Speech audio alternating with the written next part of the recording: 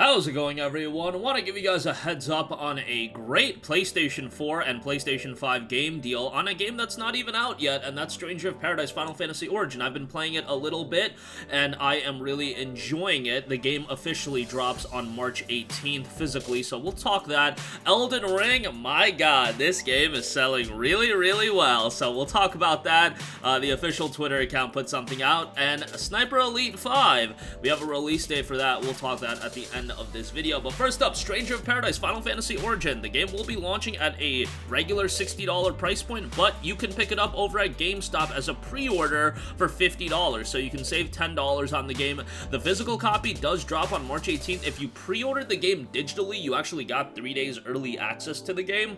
Square Enix was kind enough to hook me up with a copy of the game, and I've been playing it, and I've been really enjoying it from a combat standpoint. The combat is very, very good, and that's probably the best part about the game. And by the way, there are a variety of difficulty options, so if you're going into this expecting like just a Souls-like game and it's going to be really challenging, that's not really the case. It's a very accessible game, and anybody can really get into it. Like, it's not a difficult game if you play at an easier difficulty setting, but if you want to play at a harder difficulty setting, you can do that as well. I think the element that people are going to most gravitate towards with this game is the different job systems and all the customizability when it comes to the combat. I think that element is going to be very enjoyable for a lot of people. The story is what it is, a little bit muddled, and from what I've heard, it does come together nicely by the end, but right now the story hasn't really gripped me, but I'm still playing the game from a gameplay standpoint. I think the game is excellent, so if you have been looking forward to the game, might be something worthwhile to check out. At $50, I think that is a more palatable price point, obviously, than $60.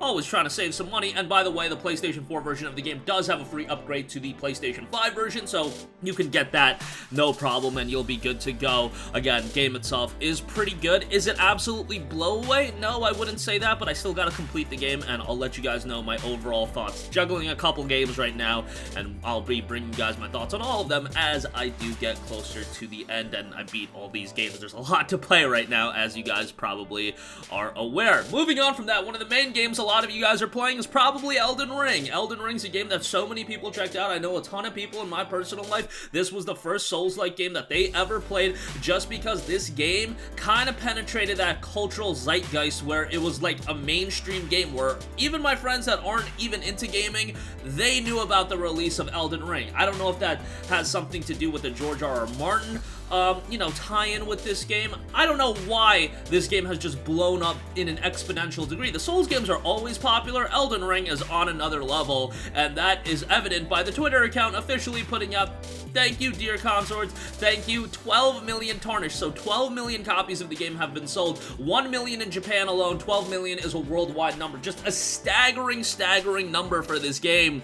And, well-deserved. I think it's a high-quality game. I also think a lot of people bought this game not knowing what they were getting into. They just got, captured by the hype and anticipation surrounding the game. And I think if you knew what you were getting into with Elden Ring, you enjoyed the game. Like, this is a phenomenal game. And yes, there's bugs. Yes, there's glitches. There's some performance issues. My experience has been relatively good on that side of things, but I, can sympathize and empathize with those of you that have had a lot of performance issues. That's unfortunate. The PlayStation 5 version, in my experience, from what I played of that version, it's been running really well. The PC version, I've actually had a pretty solid experience, and that's, like, not the norm for a lot of people with the PC version of the game, but I've been having a pretty good time with the game. The game is huge. It's absolutely huge. You're always finding new stuff. The amount of bosses in the game is ridiculous, and if you want to, like, do everything. Yes, I know people are talking about the 30-minute speed run and whatever, but if you want to do everything in this game,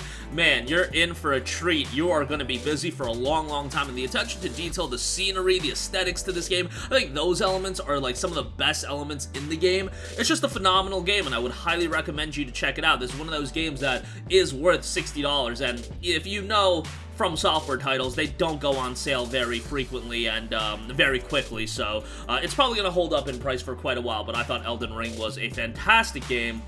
and hopefully it gets better from a performance standpoint. From what I'm hearing from other people, just because, you know, my experience has been pretty good on PC, my PlayStation experience has been pretty solid, it seems like a lot of people are having better experiences, and, you know, a lot of people that I talk to are having good experiences, but then I just read online, like, horror stories of people's experience on Elden Ring, and then I also see used copies in stores, and I'm just like, yeah, that dude definitely bought Elden Ring and did not know what he or she was getting themselves into, because, yeah, it's a wild game, and I know a lot of people that pick the game up, and they're just like, this ain't like Skyrim at all. Obviously, it's not like Skyrim. It's just one of those games that kind of captured people, but a lot of people didn't know what they were getting themselves into. Obviously, you guys knew what Elden Ring was all about. I'm talking more from a casual consumer standpoint.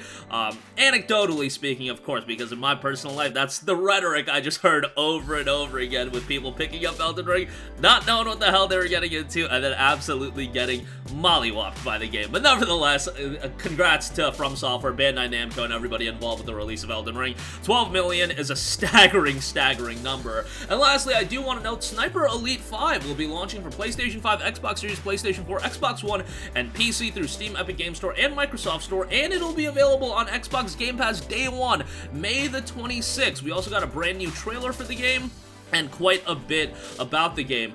Sniper Elite 5's description notes, the game features an extensive campaign which can be played with 2-player online co-op, with locations painstakingly recreated, and it ensures a deeply immersive experience. Online, the new Invasion mode allows players to drop into each other's campaigns and take the role of an Axis sniper with high rewards on offer. This brings a whole new dimension to the game's intense drama and extra diversity to the enemies you will face on the battlefield. Additionally, 16 players can face off in adversarial multiplayer in a variety of game modes. So, game coming to Xbox Game Pass, another huge coup by Xbox Game Pass. That's quite nice.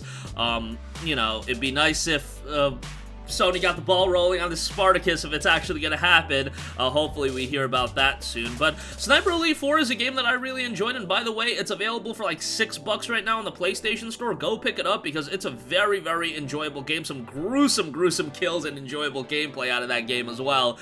Go check it out because $6 is a great price, and that might get you excited for Sniper Elite 5. Is it a game that, you know, full price, $50, $60? I don't know about that one, but definitely one to keep on your radar, and hopefully it does deliver. Hopefully Rebellion has another solid outing with this one. But that's gonna do it for me. Again, check out Stranger in Paradise Final Fantasy Origin. Really enjoying the game right now.